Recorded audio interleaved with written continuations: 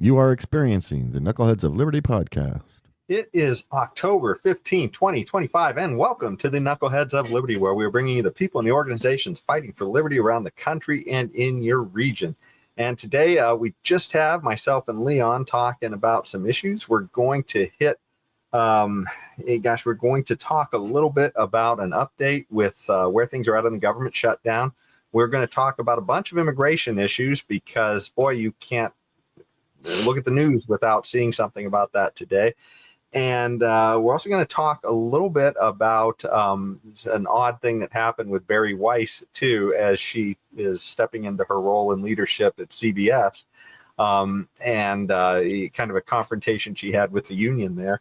And finally, we are going to talk a little bit about, I guess, an education that Don Lemon got on the street during one of his interviews recently during our Knucklehead Noise Patrol. But before we get into that, let me introduce you to the panel. As I said before, it's just me and Leon. So we have Leon, the word Brathwaite, last word in Liberty. He is a retired engineer in the state of California. And my name is Jason McPhee, and I'll be your host today. So we always kick off the show with a quote of the day that we kind of hope ties a little bit to what it is we're going to be talking about. It's usually some kind of quote that makes you think a little bit more about liberty or maybe our lack of liberty, as the case may be. And this time we have a favorite of mine, and that is Walter Williams that we're going to be invoking for his quote. And I think it's because we're going to be talking about immigration today. I think this quote is kind of square on the nose about how we got into a lot of the trouble that we're currently in on this topic. And what he said was, most of the great problems we face are caused by politicians creating solutions to problems they created in the first place. And I think I almost wanted to replace the word politicians, because I feel like that's just a pejorative that takes away our responsibility. And I want to put in government right there, right? It's caused by government creating solutions to the problems that government created in the first place, right? Because there's so many of us who they just want to invoke government for everything, and so many times it's government comes in, creates a problem. It's trying to address some little thing, creates a problem. Then we've got to invoke more government to deal with all the problems that government just created. And it seems like it's a never-ending spiral down that path. What do you think about this quote, Leon? I kind of like it. I think it's a great quote by Walter Williams. Also is one of my favorite philosophers and economists and authors and all that. I've read quite a lot of his work. I think you said you wanted to replace government or replace politicians with the word government, but really and truly, it's the politicians who work within the government who cause all these problems. I mean, you could argue probably that the bureaucrats are not politicians, so they will escape Walter Williams. Yes, but the essence, whether you use politicians or you use government, the essence of the quote is absolutely correct.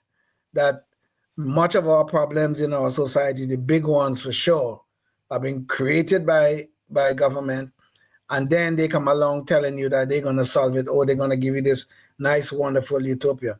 I mean, look at the big things that have happened in our society, starting from its founding. Slavery. Government tolerated slavery. Slavery was legal. A government tolerated thing. And the solution of that was we fought a whole civil war to escape the bonds of slavery. And the government thought they did something great when they have been tolerating it for the last how many years since the founding. Then after that, another big thing was Jim Crow. Another government. This one, the government actually imposed upon citizens in the United States, black citizens, that is. And then it took Martin Luther King and his whole movement of freedom to change the dynamics of the whole of Jim Crow laws. But it was government who created that problem, that big, very big problem.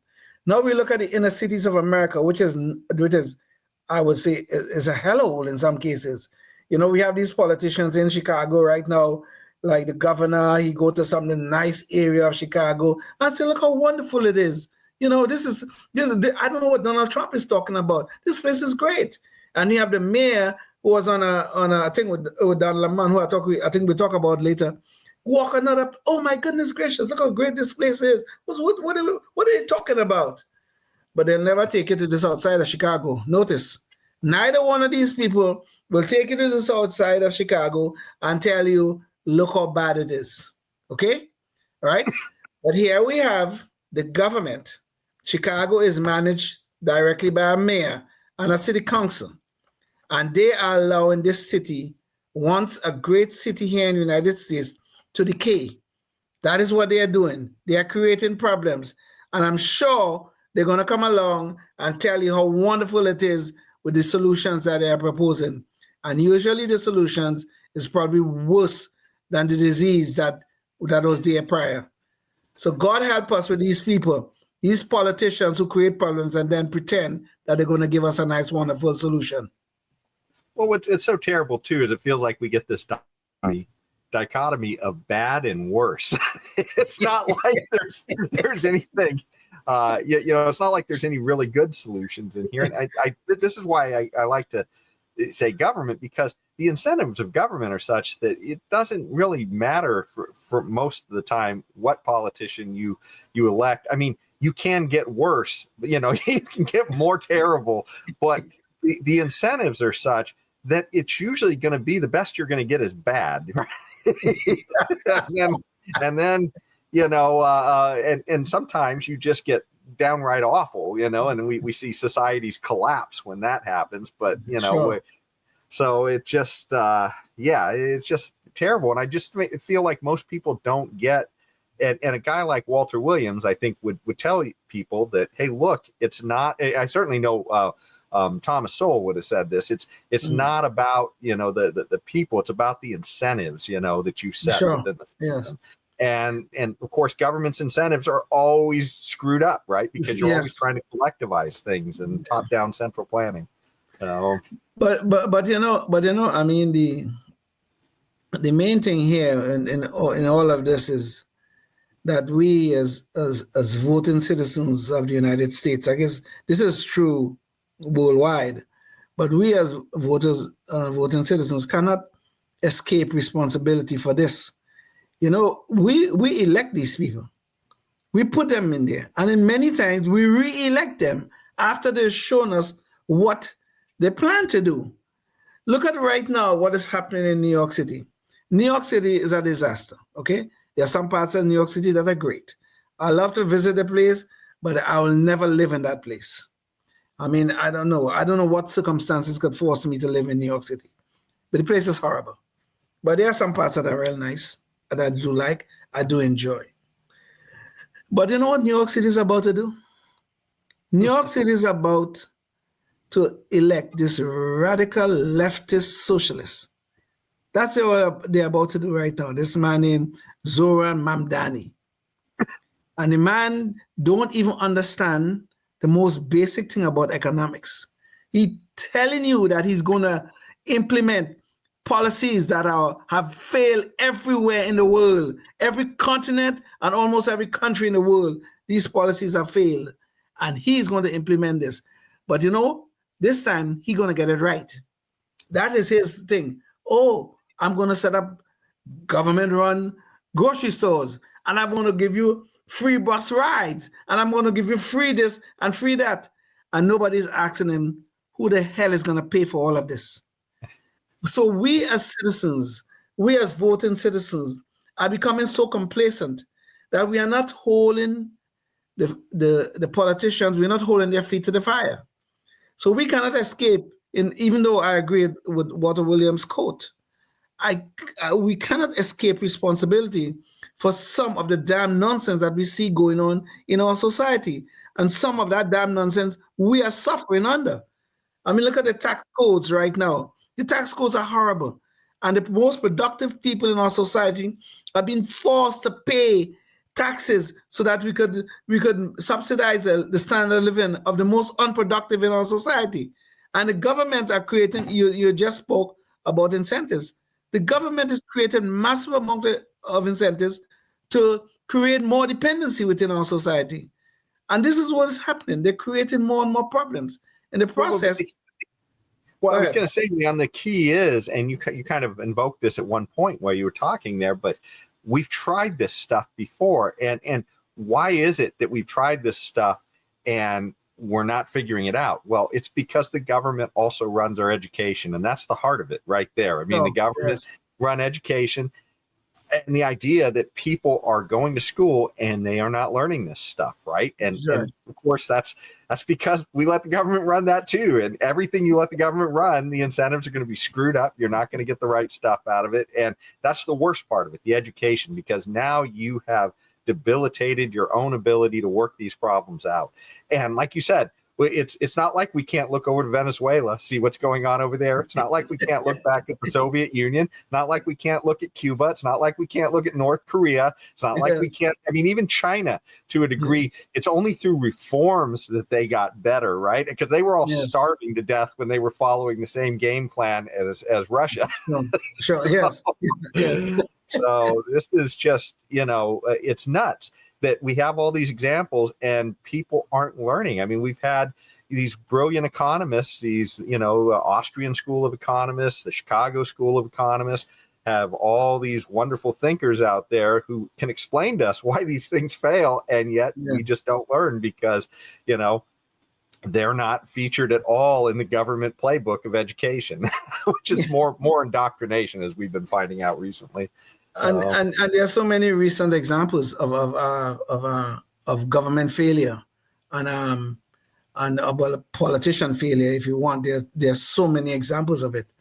Well, in California, just drive down the freeway and see the hulk of the bones of the supposed bullet train that we've dumped, I think, at least 20 or 30 billion into already, and it's gone so far over budget. I think that's around what it was supposed to cost initially, and now they want like 100 and something billion. And the plans just don't look like they're ever coming together for this thing. And that is a government promise to the people, and all they've done is mire us. It's been over 10 years, I believe, since Jerry Brown started that project. And all we have is this failure, this massive reminder of failure. If you drive down 99 and you're anywhere near Fresno and Bakersfield, you get to witness that failure every day. Of course.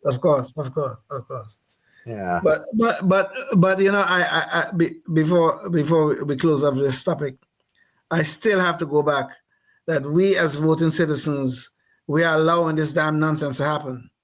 And I don't know what it will take to wake us up to the realities of the facts that we allow these politicians to create these problems, and then we allow them to come and tell us they're going to give us these nice, wonderful solutions. We are allowing this to happen, and we must take responsibility for that. Mm-hmm. Yeah, and the only way we do that is first step has to be to get government out of. Do that. If we get government out of the schools, we've got a chance. We have a fighting chance. Yes. But if government just keeps indoctrinating every new generation, we are doomed to failure. So that's why, at least for me, education is the most important issue. Get government out of it, and maybe we can reach our potential at some point. So Indeed. Yeah. Well, speaking of potential, we can't even get the potential to get the government running. It appears we are. Let me bring up the government shutdown clock here. So we are. This is the White House government shutdown clock, and it has been over 2 weeks now. The government has shut down, and the odd thing is that I haven't really noticed it, Leon. I don't know if you've noticed it, but I haven't really noticed it. But no. Well, we have a little video to show, and this was about some of those videos about a week old because we intended to do it last week, but we just got so buried in talking with our guests that we just didn't get to it. But let's go through this little video because I think it's a little bit instructive about what it is we're missing out on when we don't have government.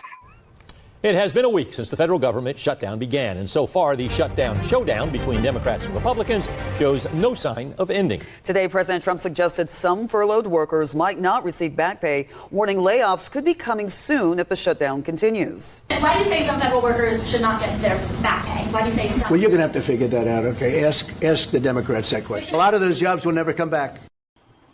So the shutdown has actually been going on for 2 weeks, not just 1 week as indicated in the piece.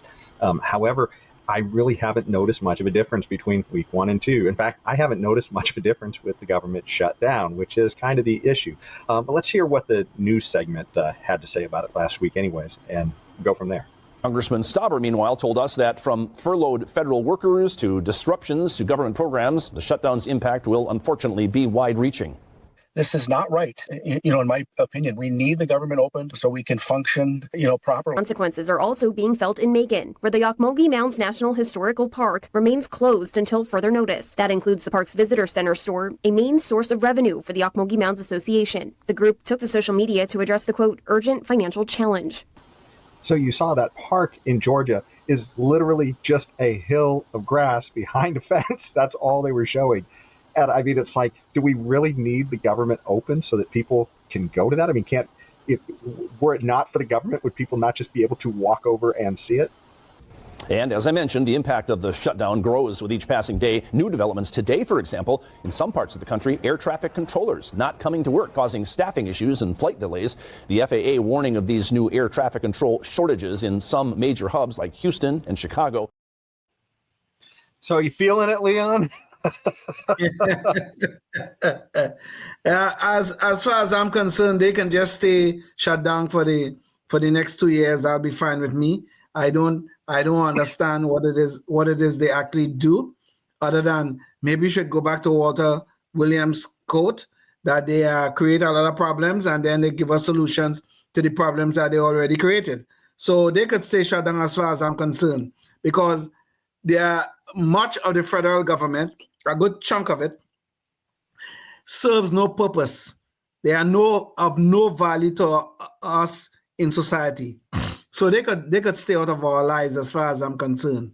The federal government have gotten too large and too involved into our lives. And the state government, the California state government in particular, have done the same thing in different ways, but they are there also in our lives, destroying our liberties. And this is what the federal government have become very good at. And the California government is following right behind. So as far as I'm concerned, the federal government could stay shut down. We have some people that we need some essential services that we do need, law enforcement. We need the military to stay on their game and all that. But beyond that, I don't know what it is so critical about the government that need to be open. Please stay shut down. Please, I'm begging you. Please stay that way. Doesn't it kind of feel like when the government shuts down, we see the politicians more often in the TV in front of us? It's almost like a paradox, right? Or something, that we think they're going to go away if we shut it down. And instead, we get more of them. More of them. I almost feel like I wish there was a Stephen King show called Storm of the Century, a movie called television miniseries called Storm of the Century. And in that, the bad guy keeps showing up and he says, "Give me what I want and I'll go away." And I feel like that's all these politicians that keep showing up.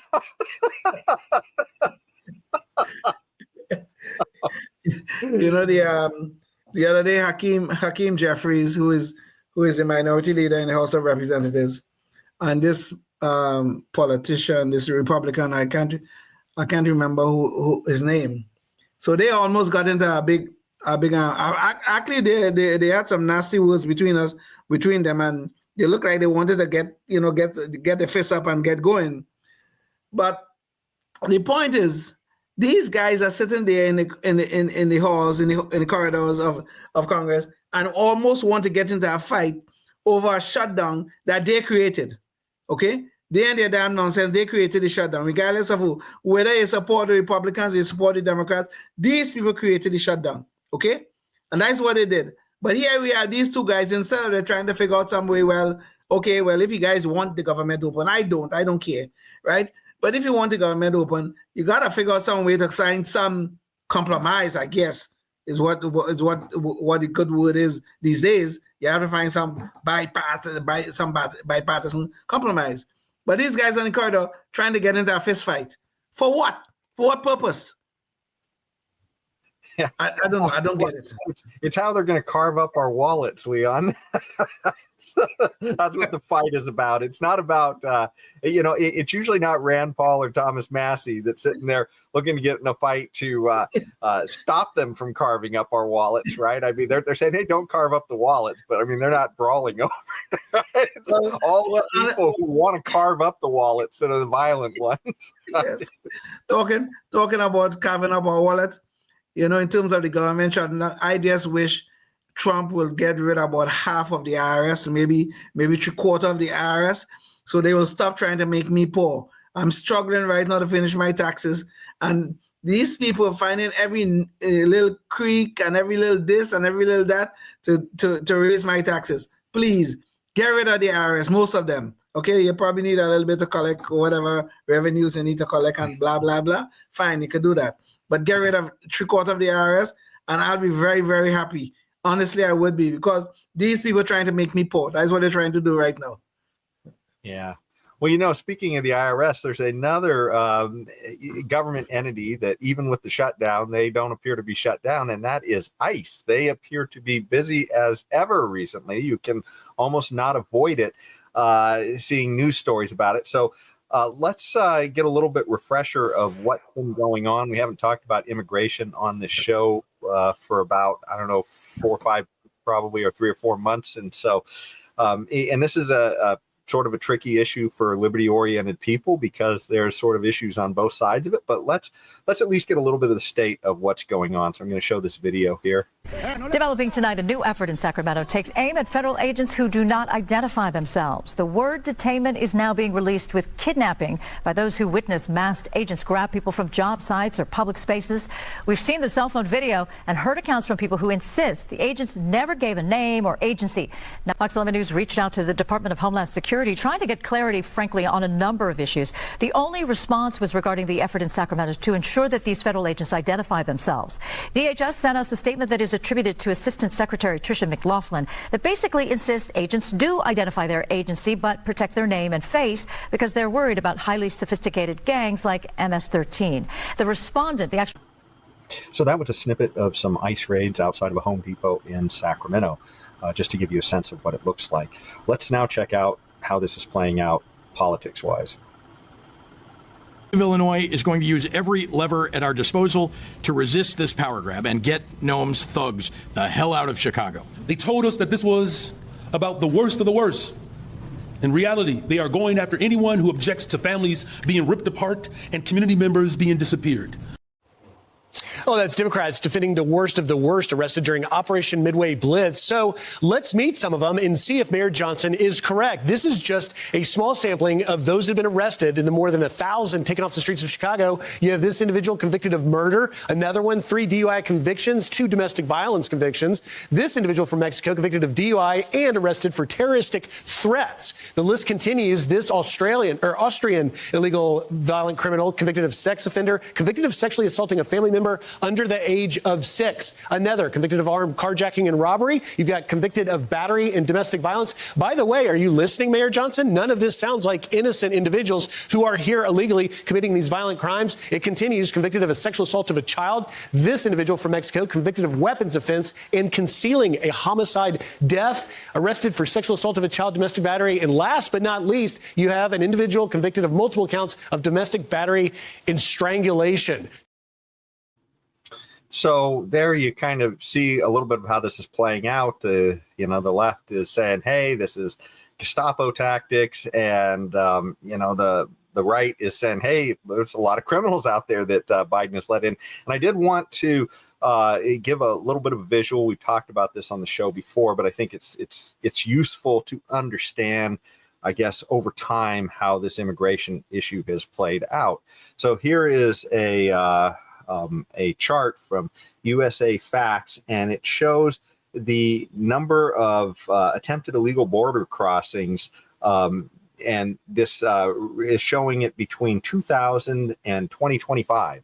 So it essentially, the real story here is what happened during the Biden administration, because you can see that, you know, they're talking about during the COVID pandemic, but that also coincides almost exactly with the Biden administration, right? And their policies on the border. And you can see you had varying degrees. It was almost like during the Bush administration, there was more crossings than there were during Obama and Trump first administration. But then you have the Biden administration, and oh my God, it's like, what happened here? It's the biggest numbers ever during that. And then, of course, once Trump comes back into office, it is almost disappeared down here. So they have almost completely shut down the border for illegal crossings. And I just think it's worth seeing that with respect to understanding the story, because you hear so many different things going on from people. So, Leon, what do you think about this whole story? I mean, clearly and I did want to bring up one more thing, too, before I bring you in. If you're looking for the libertarian kind of idea on immigration, this is Milton Friedman. We've talked about this quote before, but it's good to invoke him again just to remind people. And it says, "There is no doubt that free and open immigration is the right policy in a libertarian state, but in a welfare state, it is a different story. The supply of immigrants will become infinite." And of course, that's kind of what we've seen when Democrats start promising all kinds of free stuff, don't put any barriers at the border, and suddenly Mayor Eric Adams of New York is saying this issue is going to destroy New York City. Well, what do you think, Leon? Well, I have a slight disagreement with Milton Friedman. He's one of my favorite economists, probably my favorite. I don't know. I mean, he and Walter Williams and Thomas Sowell have made up the body of my knowledge in my head about a lot of things in society and in our politics and in our economics. But there is an underlying message from Friedman's quote that somehow or the other it is possible to have this free and open immigration, or migration, if you want to call it that, because that condition is impossible. And I've said this before, and I'll say it again. Hold on, Leon. To find out why it's impossible, if you're watching on public access, you're going to have to come in and listen to us online at knuckleheadsofliberty.com, where we'll continue the conversation. But we're out of time on public access, but go check us out there. Back to you, Leon. Yes. So that condition, as I was trying to say, is impossible. And the reason why it's impossible is because politicians always look for votes. The whole idea, but right now we see, while during the Biden administration, they open up the border, they allow all of these people, 10, 15 million people, to just walk across the border. They did not do that because out of some genuine concern for their fellow man or fellow woman. They didn't do that out of that. They did that for one reason only. They need votes, okay? The democratic ideology is dying. Okay, just like socialism died, communism died, even though it's still practiced in some places in the world, and it's about to be practiced. Leon, I feel like it's like a zombie belief system, because it's always dying and it's always reviving. Right? I mean, how many societies has this thing killed off, and yet it keeps coming back in healthy societies, and it starts, once there's something that you can redistribute from one person to another, suddenly socialism pops up like a disease again to take that society down. Anyway, back to you, Leon. that is exactly the point. So the politicians is always going to take the most productive people in our society, take away their wealth, then encourage these people to come here to grab some of the wealth they took away from the most productive people in our society. And they will always do that because they're always looking for votes. So this is why I think Milton Friedman is slightly wrong in this statement here, even though he didn't say definitively this is how we're going to do it. But he certainly implies that it is possible to have this condition, or shall we say the libertarian condition, where we have this society, we don't have a welfare state, and people will just migrate and then they'll work and then they'll go back home. It is not going to happen. It cannot happen because those politicians have a very, very nasty incentive to always look for votes. And if they're going to look for votes, they're going to take away the things from the most productive people, and they're going to encourage these people to come here, and you're going to give them other people's stuff. This is exactly what the Biden administration was trying to do when they open up the border and let 15 million or 20 million or whatever the hell the number is into our society. And I do not understand, worse yet, I do not understand this thing about the left, that they think now that we have law enforcement going after these illegal immigrants. I don't know if that to me is an oxymoron, an illegal immigrant. An immigrant is somebody who comes here legally. I don't know how you could have an illegal immigrant, but anyway, whatever they are, all right? We have law enforcement going after them. And the left is now telling us the law enforcement is wrong to do that. So they're trying to do everything, including attacking them for doing their job, okay? You know, I always wonder why we need to carve out this special exception for these so-called illegal immigrants. Why? If I'm an immigrant, so if I jump in my car and I'm speeding down the freeway, my half-blind eyes, and I'm speeding down the freeway, and a policeman stops me, am I able or can I tell the police officer, you know, officer, I'm an immigrant, you know, so you should give me a break? Am I allowed to do that? Or is some judge going to laugh me out of court if I try to do that? But somehow or the other, these illegal immigrants have to have this special carve-out. They could get up one morning in Mexico, in Guatemala, or wherever the hell they came from, and they walk across our border, and then they could demand special rights here in America. This is ludicrous. Then we don't have a country. So I just want law and order. Okay? I want us to get back to law and order. People want to come here, I have no problem. I am one of them. Okay? I have no problem. Do it legally. That's all I say. Get in line, do it legally. Excuse me. I would be just a little bit. Go ahead. I would be just a little bit careful about the law and order thing. Certainly, I think we both agree that we want, I guess, just the bare minimum of laws, and then let's enforce them and have order. But, you know, President Xi in China will give you some law and order, too. So, and that's not quite what I'm looking for either. So I think I'd much rather have closer to what Milton Friedman is talking about when he says the libertarian state. And that's like this almost, you know, a state that we were close to that when the country was initially founded, right? Because it was all about protections for the people. Government was tiny. And we didn't have a problem with immigration then, because it was sort of like, well, come one, come all. We're not giving you anything for free. So, you know, and for the most part, we didn't have a lot of problems with immigration at that time. But it's as government grows, like you're saying, it corrupts everything. It's drifted way far away from where we started, and very far away from a libertarian state at this point. And I think that's the problem, you know, is that people aren't realizing this, and they're just voting for government to solve all their problems. So, you know, but Jason, this is just the point. I think you just made my point for me. This is just the point. So we were founded, a country founded in liberty. We had no problem with with immigration, and people were coming here. People coming here in droves. They came through Ellis Island. They came through wherever. Even people came through the Mexican border, and then in those days, they came through. Fine, there was not a problem. But what happened? The politicians started to create incentives for them to come, and they finally corrupt the system where they're taking away from one group of people to give to these people who just came here. Why? Because they're looking for votes. And this will be the process at all times. There's no way, unless you could get rid of the politicians, which in a functioning democracy, well, we are a represented republic, but we use democratic values.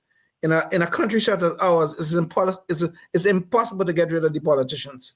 Okay, and I don't really want to get rid of them. Okay, I mean, I like to get rid of some of them. I want to get rid of some of them. Definitely, some of them. But the democratic values that we hold dear to our hearts, I think I obviously want to keep them. I just think we put in too much of the wrong kind of people in power. But the point is though, these politicians are always there creating problems. This is what Walter Williams said at the beginning. They're always there creating problems. And it will be no different if we are talking about immigration or we're talking about some other phenomenon in society. They will always create a problem and then come along and tell us, we could fix it for you. I think what it is, and this is the key, and I can't remember for sure if I'm giving the right quote attribution or if I'm even getting the words exactly right, but this is the spirit of it. I think it was de Tocqueville that said that, this experiment will only work until the point people realize they can vote themselves free stuff, right? Right. Once people start to realize that they can vote to take away other people's stuff, that's when the whole experiment falls apart. And quite frankly, I mean, we've gone quite a ways. The experiment has lasted quite a while, but if you look at the debt at $37 trillion at this point, I think and climbing. Yes. And that quietest vote, because this is the problem. When you vote to take away from somebody else, then those people tend to get angry, right? And they tend to resist. And rich people, a lot of the biggest target to take from. And so they have a lot of money to speak for them, to stop people from trying to take from them. But you know who has the smallest voice? And that's the children, right? And that's who we're stealing from when we take this $37 trillion in debt. We're taking from the quietest voice. We're robbing from the next generations. And it's just obscene. It's immoral. And yet that's where we are. And this is why, I like Friedman's quote, because it's in a libertarian state. And to me, that's the state of morality, the one where we say, hey, look, I don't have a right to take from you and you don't have a right to take from me. And let's try and figure out how to get along, right? That's kind of the libertarian state. That's where I want to get to. And it would be nice if people could just live by that morality. And I think it's a pretty high level of morality. Then I think we could all really just get along. But everybody just imagines they can live off of everybody else through government. While I like the idea of the utopian libertarian state, Jason, I don't think it is possible, quite frankly. I really don't. It's a challenge. Especially, it's not possible when the government is educating everybody, right? maybe that's why the government is so heavy-handed in educating every right? To make sure we don't rise up, right? So it's possible. Yeah. It brings back that quote. I just love that quote from Frederick Douglass, and he said that what was it? Education makes a man unfit to be a slave. Yes. That's unfortunately, our government is giving us a faux education. It's giving us an indoctrination. True education is more of the liberal, education of, and I don't mean by the left when I say liberal, I mean, the education in liberty and education in respecting other people, such that, live and let live type of thing, right? That is the education that will help to keep us all free. And sadly, our government education is failing in that. So. You talk about Frederick Douglass. A related thing that Frederick Douglass wrote about in his book. I forgot. I can't remember the name of the book, but he did write a well-known book. I actually wrote 3 versions of the book, and it was the 3rd version that was really showed the real story of what he was trying to tell. But one of the things that Frederick Douglass wrote about, and he was so amazed about, was that at times the slaves from they used to have like one day off at times and that kind of stuff. And the slaves from different plantations used to fight over who have the better master.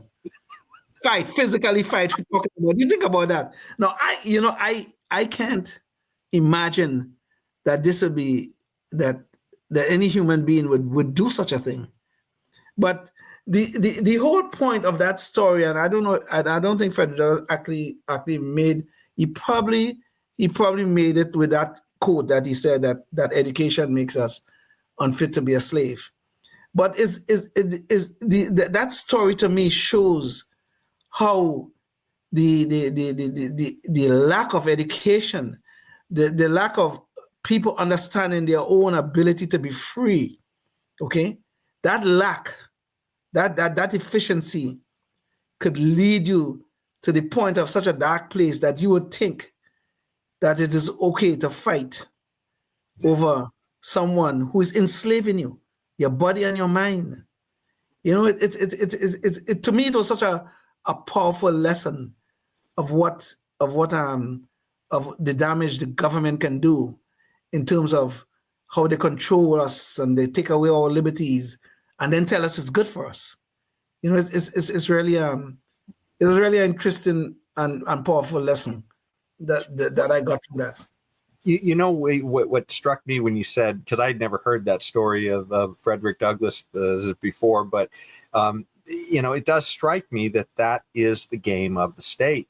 It's keeping us turned against each other, keeping us, yes. You know, you go to George Orwell, and it's the forever war, you know, keeping us always focused on the other, while the people who are really picking our pockets are the guys who are in charge, right? Yes. And yes. and it's you know, I can't help but think, you know, that, you know, we're all fighting over so many little rules and everything else with each other, and yet, you know, it's the people who are really, you know, picking our pockets that are the problem. There's a funny political cartoon I saw years ago, and I think this really in the spirit of what Frederick Douglass must have been talking about, but it shows all these people coming to the king's castle with their pitchforks and their torches, you know, and they all want to, you know, burn the place down.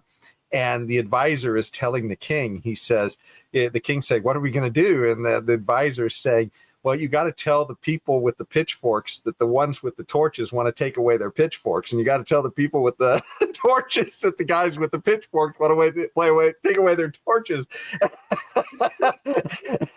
Just get them fighting with each other, and then you're okay. And you know, to me, that is, you know, a lot of what we see happening, I think, you know, in our government. You know, when I was growing up, you know, I was probably 12 or 13 years old. One of our history teachers was telling us about the Romans and how they used to go and take over, you know, when they're building the Roman Empire.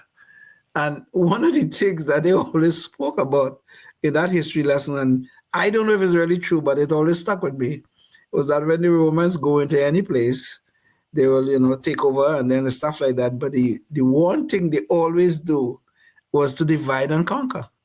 They always divide the people. I guess just like you, the pitchforks and the people with the torches fighting each other, they divide the people and conquer them. And, you know, in a sense, that is going on in our society today. You know, there are such sharp divisions, you know, because the government is so large now, and they're trying to give away so much free stuff. They want to divide rich and poor. They're finding innovative ways to divide blacks and whites, people of different ethnic groups. They're finding innovative ways to divide the Jews and the Christians, and all these sort of things are going on in our society today. And I see the lessons of the Romans there, this divide and conquer, that you get the people who you want to conquer to fight each other rather than to fight their common enemy, which is really and truly the government. Now, I'm not suggesting any violent revolution or anything like that, but I think we should really keep these people who call themselves our leaders, we should keep their feet to the fire a little more. And we should try to shrink government so they could get them out of our lives. Because when they are in our lives, that's where divide and conquer works best. Yeah. No, I completely agree. You know, shrink government down till you can stick it in the shoebox and shove it under the bed. That's about all the government you need, right? So yeah. Now, but you know, getting back to the whole immigration story, I guess, you know, one of the issues, I mean, obviously there's you know, a lot of liberty issues that we just discussed about this with Milton Friedman's quote and all this, but there are problems when you just wind up is essentially throwing open the door and not having any clear rules or standards. And here we have the story about commercial driver's licenses that has been popping up over the last few months, and people getting killed on the roads because suddenly we're playing politics with what the government said were necessary safety standards, but suddenly they're being relaxed because, politics, and we're going to give a little bit to this group at the expense of another group.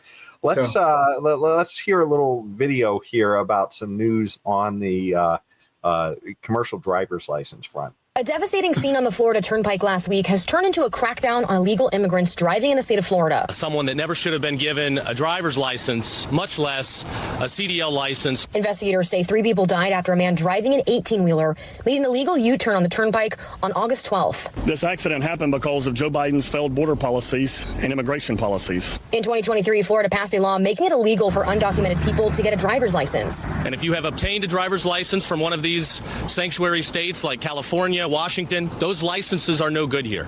We have got to protect our American citizens from the dangers of the open border crisis and illegal aliens that may be engaging in behavior that injures people. So according to this report, sanctuary immigration states are essentially finding ways to give these licenses out to people who probably shouldn't have them. And this is obviously creating a problem. Safety issue. And it's not just citizens who are at risk. Apparently the 3 drivers who died were also immigrants themselves.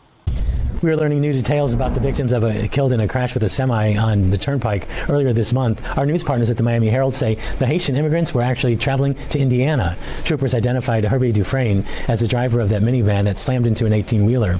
He and his friends had apparently moved from South Florida to Indiana in hopes of finding work. The driver of the semi, Harjinder Singh, has been charged with 3 counts of vehicular homicide and manslaughter.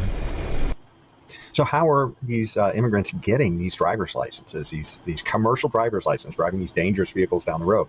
Well, it appears that in places like California, it may be that the standards are becoming rather lax for the language parts of this, for passing that part of it. And in some places like New York, they're literally just committing fraud in order to get this. There was one person who had a license that literally said no name on it.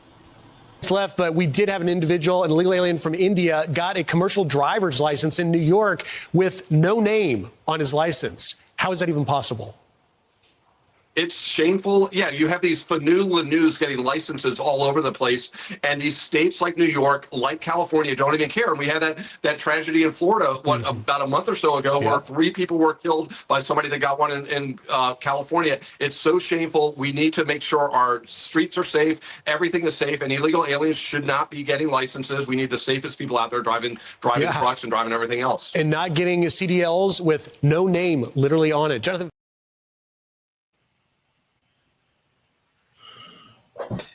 And so there you have it. Let me bring up an article here. Here's an article from the New York Post that says illegal migrant truck driver in deadly Florida crash failed English road sign tests. Oh, there you have it. Despite getting licenses from 2 sanctuary states.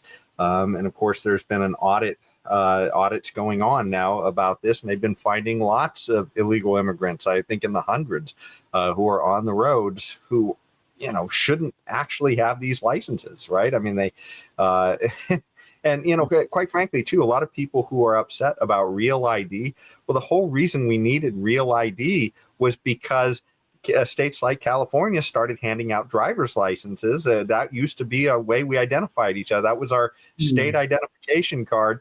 And then that became not good enough because states like California started giving those things to people who they have no idea who they are, right? They came from another country. They don't have necessarily documentation, but hey, they're here. Let's give them a driver's license. And there you go. Back to that Walter Williams quote, most of the great problems we face are caused by politicians creating solutions to problems they created in the first place. So it's just absolutely nuts, in a lot of these cases.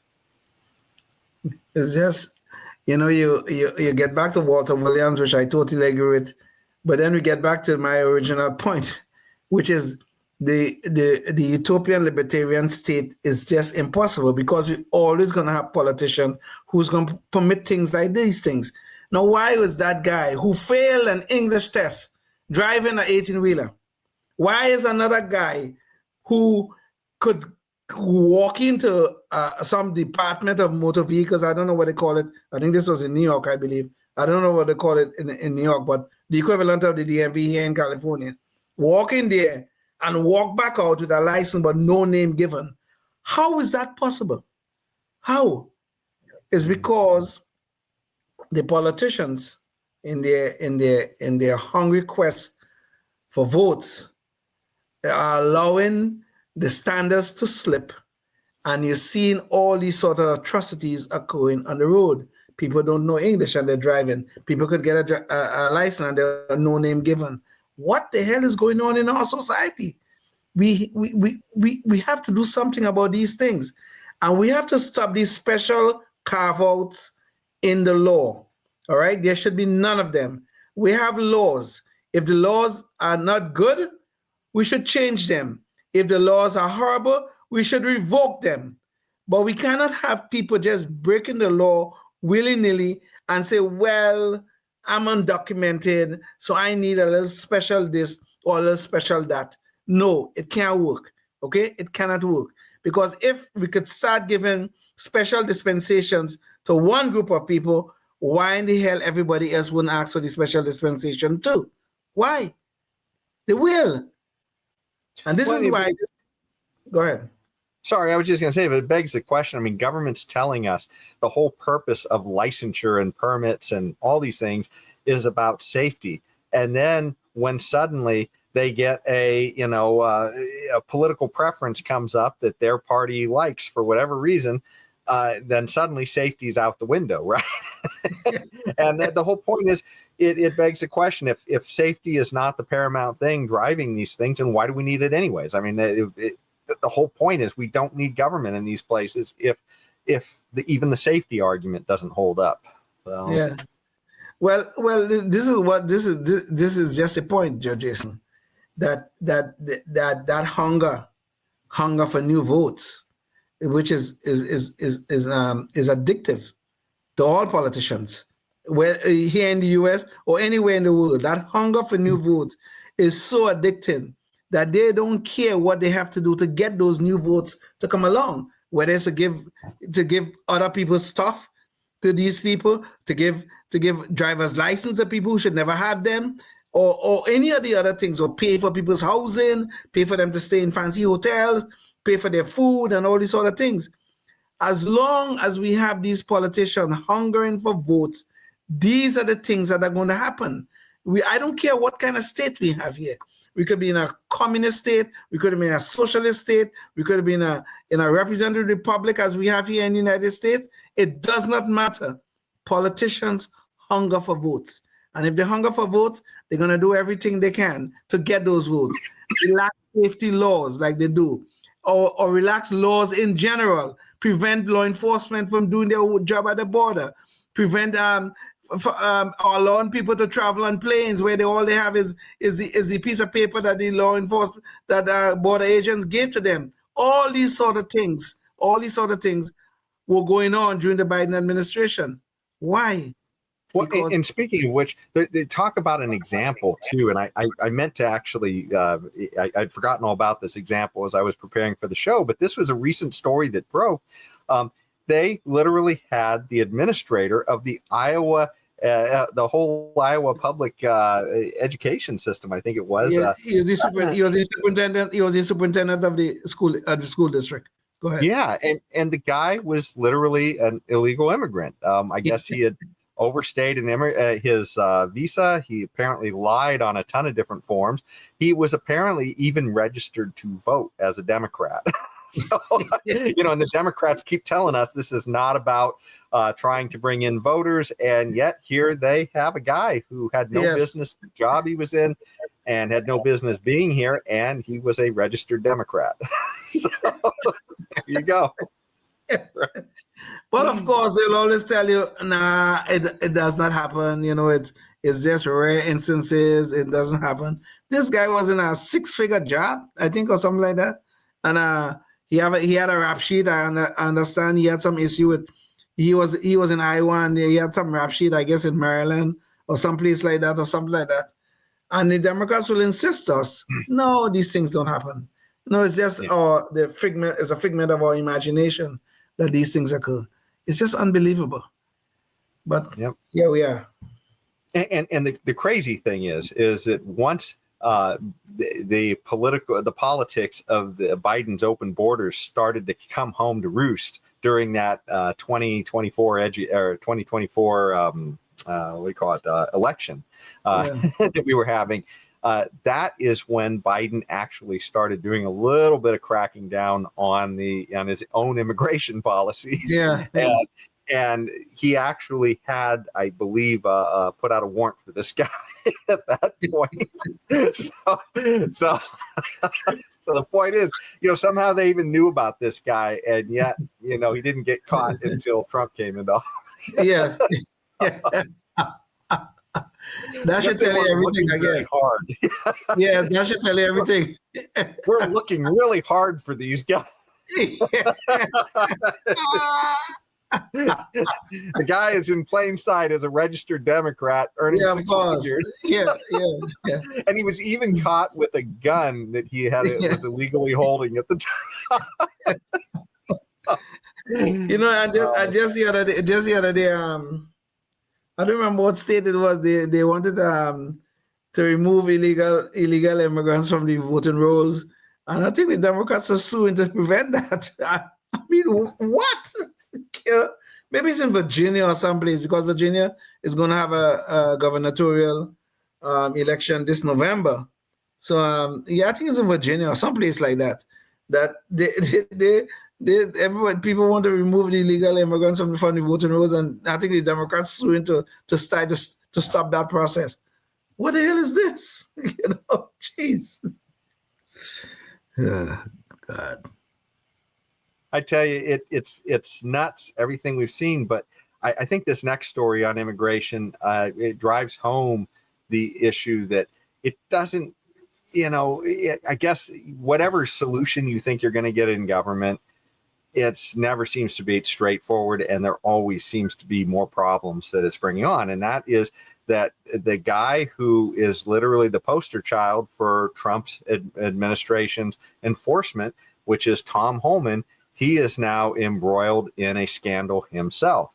And it appears that, and this may have been an issue with a weaponized Biden DOJ trying to ensnare him. But the point is, it sounds like he might have taken this money, right? And that is a real issue, whether or not it was illegal or not for him to have done it. Let's go to the video, and we can find out a little bit more about this story.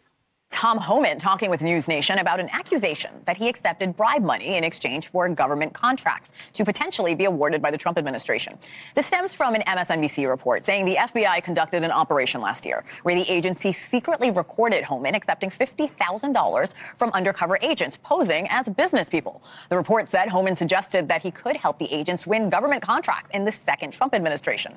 MSNBC saying the FBI and Justice Department waited to see if Homan would fulfill his promise, but the case eventually stalled, and the case was closed after Trump won the election.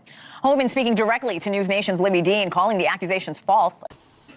So this is a disturbing report that a guy who has been lionized by conservatives on leading immigration policy for the Trump administration is now under some suspicion of potential corruption. So let's hear a little bit more about what the administration's take is on it. $1,000. Well, Mr. Homan never took the $50,000 that you're referring to, so you should get your facts straight, number one. Number two, this was another example of the weaponization of the Biden Department of Justice against one of President Trump's strongest and most vocal supporters. Here is J.D. Vance getting into a testy exchange with George Stephanopoulos. The administration. I'm asking you, did he accept the $50,000 that was caught on the surveillance tape? Did he accept that $50,000 or not? George, I don't know what you're talking about. Did he accept $50,000 for what? He was recorded on an audio tape in September 2024, an FBI surveillance tape, accepting $50,000 in cash. Did he keep that money? Accepting $50,000 for doing what, George? I'm not even sure I understand the question. Is it illegal to take a payment for doing services? The FBI has not prosecuted him. I've never seen any evidence that he's engaged in criminal wrongdoing. Nobody has accused Tom of violating a crime, even the far left media like yourself. So I'm actually not sure what the precise question is. Did he accept $50,000? Honestly, George, I don't know the answer to that question. What I do know is that he didn't violate a crime. So you don't, what was caught on the tape, you're saying right now you don't know whether or not he kept that money? I don't know what tape you're referring to, George. I saw media reports that Tom Homan accepted a bribe. There's no evidence of that. And here's, George, why fewer and fewer people watch your program and why you're losing credibility. Because you're talking for now 5 minutes with the Vice President of the United States about this story regarding Tom Homan, a story that I've read about, but I don't even know the video that you're talking about. Meanwhile, low-income women can't get food because the Democrats and Chuck Schumer have shut down the government. Right now, we're trying to figure out how to pay our troops because Chuck Schumer has shut down the government. You are focused on a bogus story. You're insinuating criminal wrongdoing against a guy who has done nothing wrong instead of focusing on the fact that our country is struggling because our government's shut down. Let's talk about the real issues, George. I think the American people would benefit much more from that than from you going down some weird left-wing rabbit hole where the facts clearly show that Tom Homan didn't engage in any criminal wrongdoing. It's not a weird left-wing rabbit hole. I didn't insinuate anything. I asked you whether Tom Homan accepted $50,000, as was heard on an audio tape recorded by the FBI in September 2024, and you did not answer the question. Thank you for your time this morning. No, George, I said that I don't. Up next, we'll be right back. And finally, here is Tom Homan in an interview with Laura Ingraham, answering more or less the question directly. Tom, I want to give you a chance to address this article that came out over the weekend, and it was on our always reliable MSNBC, and they said that you took $50,000 in cash in a bag from an undercover FBI agent to help them win government contracts in Trump's second term. The DOJ said they concluded there was no criminal wrongdoing, but nevertheless, that story is out there, and I imagine you want to respond to that. Oh, absolutely. Look, I did nothing criminal. I did nothing illegal.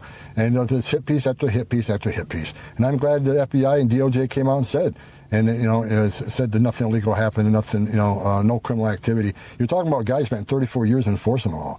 I mean, I left a very successful business that I ran to come back and work for a government again. I'm back on a government paycheck. Not only did I sacrifice my family sacrifices.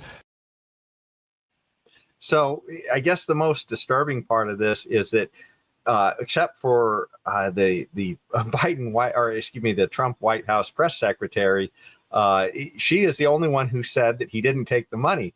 But even Homan has not directly said that he didn't take the money, which and then the question is, everybody is saying, but if he did take the money, there's nothing illegal about it, right? Which also is very disturbing. That a government official can take a bag of $50,000 from somebody in a sting and have there be nothing illegal about that. What's your take on this, Leon? Well, I always like Tom Homan, right? Well, Homan, I guess is how you pronounce his name. But this song's very fishy to me, okay? It really does. It's very, very fishy. And I certainly did not like his answer. I've heard this. I saw this tape before. I certainly don't like his answer. That we dance around it. Okay, there was a little intellectual dance going on there without directly. I took the money. I did not take the money. He never said that. I mean, he never clarified why he would accept money in cash. Right. And just to hammer home, Leon, the easiest way to diffuse this entire thing is say, I didn't take any money. Right? Exactly. Right. If you literally say that, there's no story. He did not say that.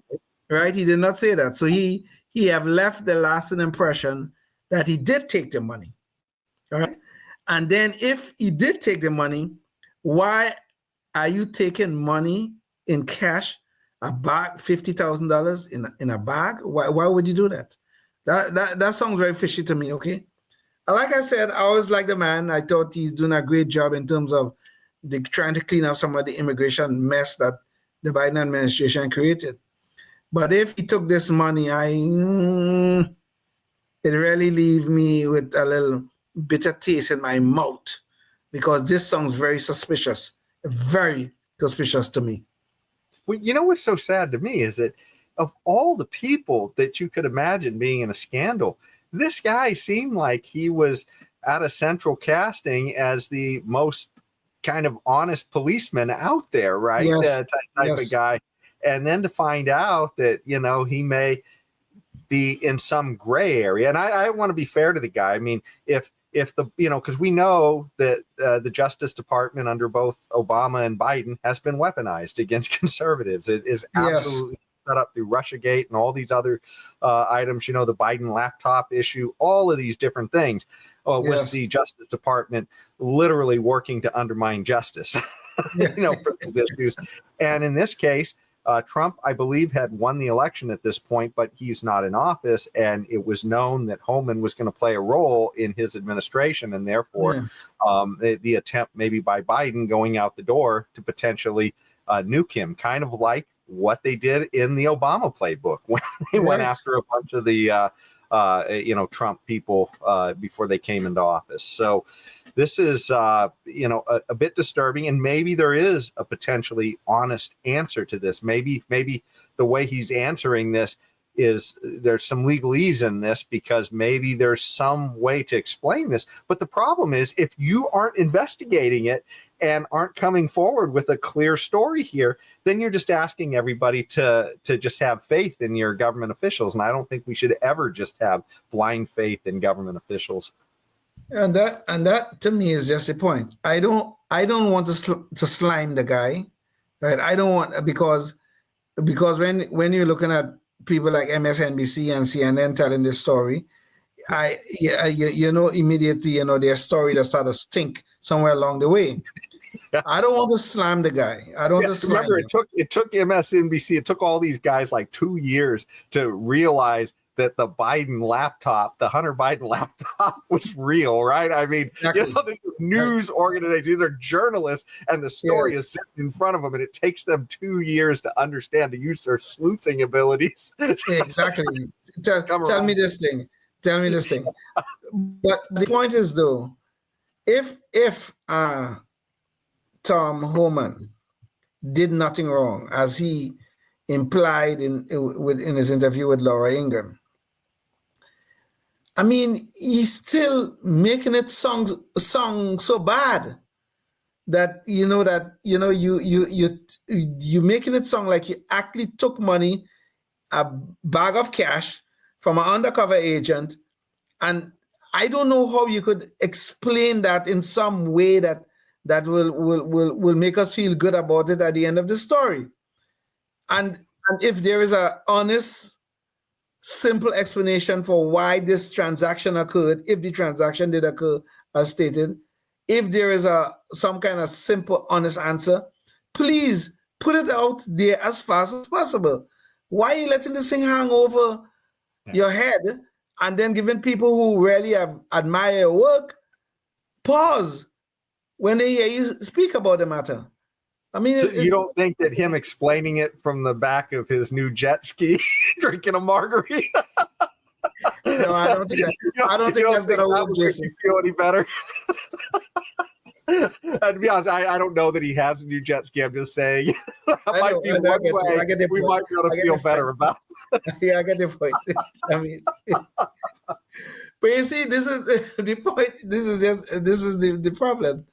Those of us here who have known this guy for a while, I mean, known his work and all that kind of stuff and things like that, we want to feel good about this story. But then there's this thing in our gut that is gripping onto us and say, this doesn't sound right. And when he spoke about it, it's still ain't sound right. I mean, if he'd come out and categorically say, no, I didn't take any money, blah, blah, blah, and that kind of stuff, but then I say, okay, well, maybe there's some kind of made-up BS going on here. But he didn't do that. To me, he left more questions than answers on the table. So I don't know. There's one other aspect to this story too. As a libertarian, I find it particularly appalling, or a great example of government not working again, I guess you might say. But if we keep hearing that accepting, the implication is that he took a bag of cash and yet no law was broken. which then implies that our FBI is handing potentially criminals bags of cash that they don't have to return, and no laws are broken, which is insane, right? It's not just absolutely nuts. So this is yet another thing where I just wish, regardless of which side of the aisle on, if you're a Democrat, you must be losing your mind saying, we gave him $50,000 and he didn't commit a crime. I mean, maybe as a Democrat, you should also be thinking, maybe this whole government thing isn't working out so well. I don't know. Oh God. Yeah. I don't know. I just hope and pray that there's a good explanation for this, but so far it's not forthcoming, and I don't know what is going to happen to Tom Homan in the Trump administration. I thought he was one of the beacons in Trump land, but he's not bringing peace and comfort at this moment to people like me. He's not. Well, I tell you, I did have one other story that I wanted to hit, but I think we'll save it till next time. The CBS thing with Barry Weiss and the unions. It doesn't really go with this whole immigration theme anyways, but I did want to hit our Knucklehead Noise Patrol on the way out. And here we have Don Lemon is getting an education out on the street. He's trying to interview people in Chicago about what they think about all this stuff we've been talking about immigration and the ICE tactics and his local government in Chicago, their response to all this. And, this whole thing of whether crimes occurred or not starts to come up, well, is it a crime to come across the border? And I think let's go to the video on this.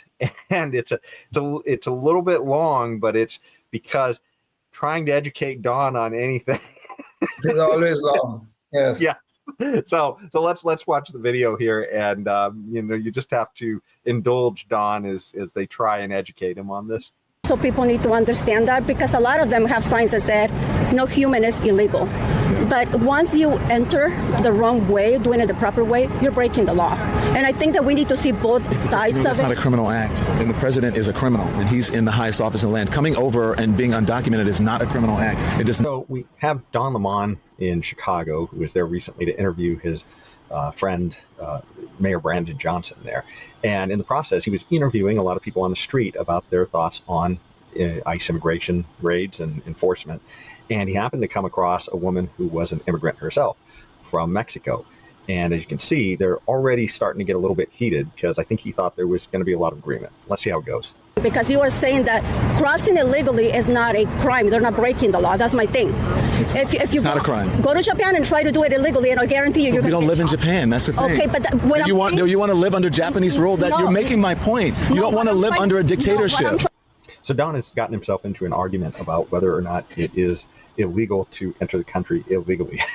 And he's already gotten himself into a little bit of trouble because he just told this woman that Japan is a dictatorship when it is not. But let's keep going and see how far Don can dig himself into a hole.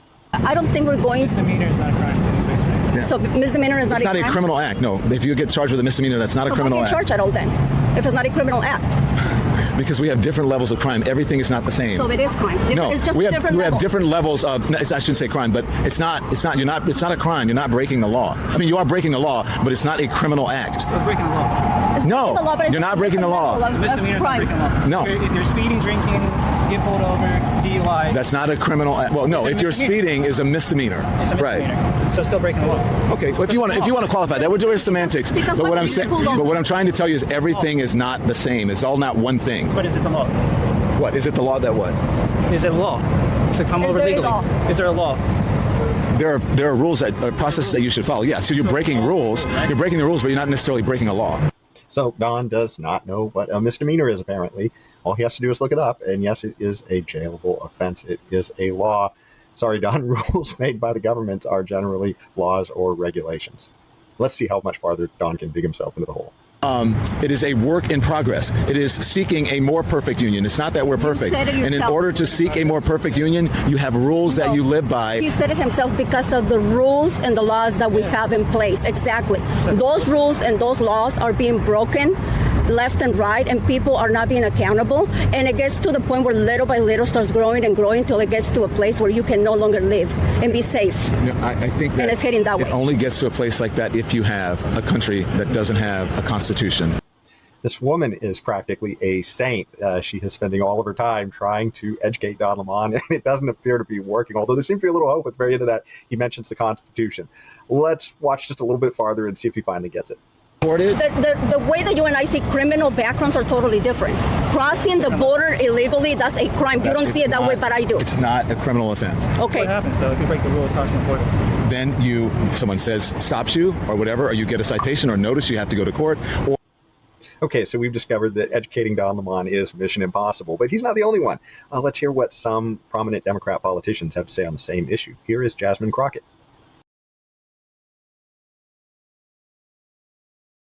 It is not a criminal violation to enter the country illegally. It's not a criminal. It's a crime. It's not a crime. And finally, we come full circle with Tom Homan educating Andrea Ocasio-Cortez during her questioning during congressional hearings. I recommend a zero tolerance. Which includes family separation. The same as is with every U.S. citizen parent gets arrested when they're with a child. Zero tolerance was interpreted as the policy that separated children from their. If I get arrested for DUI and I have a young child in the car, I'm going to be separated. When I was a police officer in New York and I arrested a father for domestic violence, I separated that father Mr. from his Homan, with family. all due respect, legal asylees are not charged with any crime. When you're in the country illegally, it's violation 8 United States Code 1325. Seeking asylum is legal. If you want to seek asylum, you go through the port of entry, do it the legal way. The Attorney General of the United States has made that clear. Okay.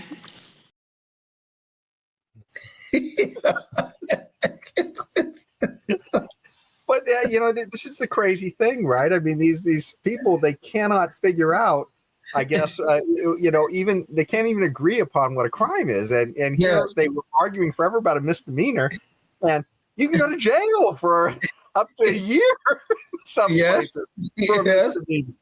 I don't know what Don thinks laws and I don't know. I mean, Don has some really weird ideas about what rules. Maybe he just thinks he only has to follow the ones he likes. I'm not sure. That's right. Exactly. These are people like AOC. Brainless Miss Pretty. They always have their utopian vision in their head. That these people are just little poor migrants and they just come in here and they just want to have a better life and that kind of stuff. No, that's not the reason here. Regardless of if that is the intention, that is not the point. The point is that we have laws on the books. Means these dumbasses seem to want to ignore, whether it's AOC or whether it's Don Lemon.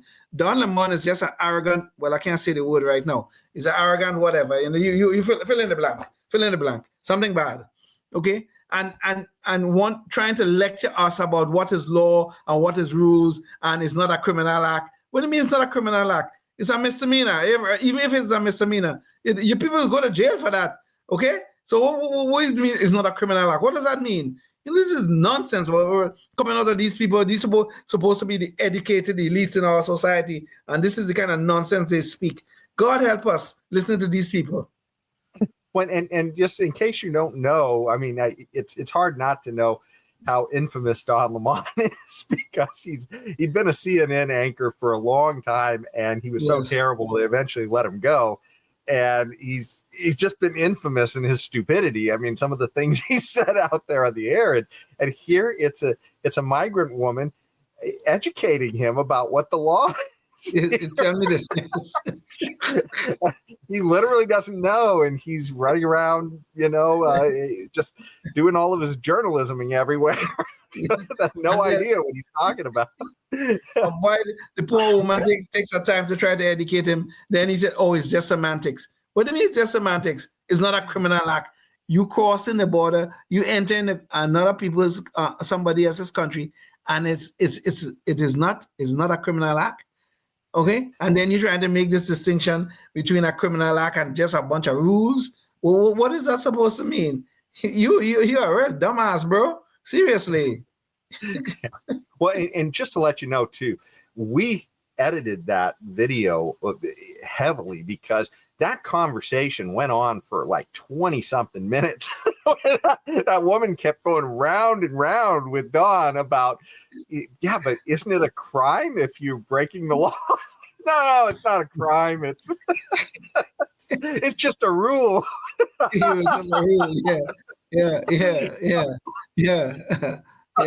God. Oh, God help us. Well, I mean, as a libertarian, I sympathize a little bit because I would like people, as long as they're not trying to get anything for free from somebody, as long as they're not trying to take stuff from other people, I would like us to be able to maximize our ability to move around. I don't like the idea that the government is constraining our liberty.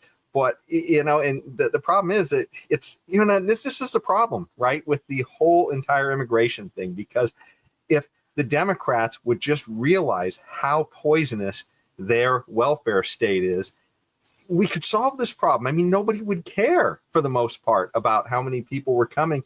And it brings us right back to Walter Williams' thing. The government pushed a welfare state, and now immigration is a massive problem. Right? Exactly. I mean, and if it weren't for the fact that, they just said, hey, look, let's just respect other people and their stuff, we can all get along. This is the sad thing. Yeah, yes. It's just, it's like I tell you, Jason, when those people had a hunger for the vote, it's worse than being addicted to crack cocaine. I'm serious. These people need those votes, and they're gonna do anything to get it, and that's what they're showing us right now. I was just gonna say, I expect a few of those politicians are also doing a little bit of crack cocaine too.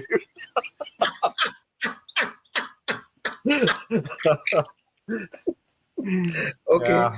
I have to give you that. I'm going to give you that.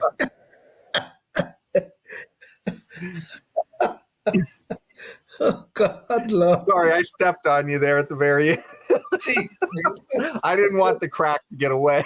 Good Lord. Oh, Lord.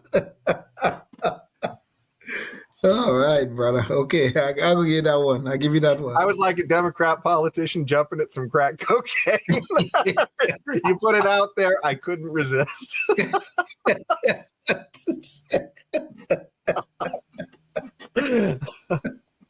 Okay.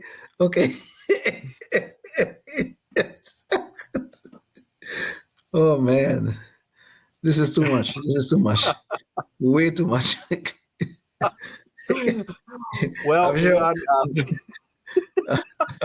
I'll give you the final thoughts here. Yes. Even Walter was laughing at the crack cocaine here, I'm sure.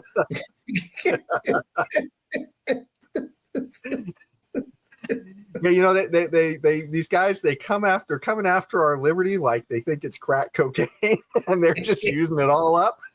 And that's the warning that we got to give. I mean, if it's they're coming after our liberty every single, it's encroaching on us, and it's coming a little from both sides too. So you gotta become part of that solution, and not or else you're gonna be seeing that liberty slip away. Leon, did you have any final thoughts? I feel like I'm stepping on you, but what did you have final thoughts about, the crack cocaine or the immigration problem that we have? Which one? I don't know. Whatever you wanted to leave everybody with is your final thought.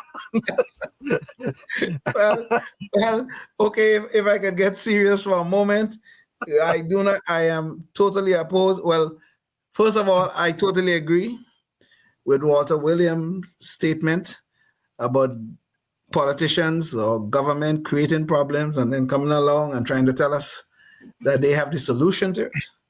I think Walter Williams put that in a very nice and succinct manner, and I totally agree. I do believe, though, that the libertarian state of where people can freely move between countries is an impossible condition. And even though I'm one of my favorite economists, have made that case. I do think it is an impossible situation. It's an impossible condition or impossible state of affairs to achieve. I cannot see how it can be done because, unfortunately, the politicians are addicted to and the hunger for votes, just like a crack addict is addicted to crack cocaine.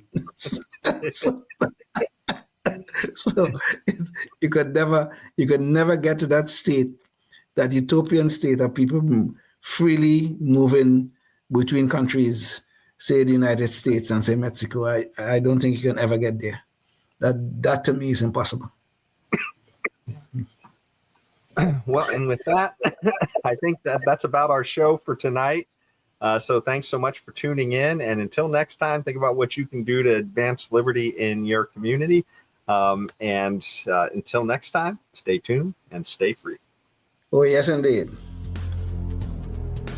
Life, liberty, and the pursuit of happiness, always and forever. Thank you for listening to the Knuckleheads of Liberty podcast.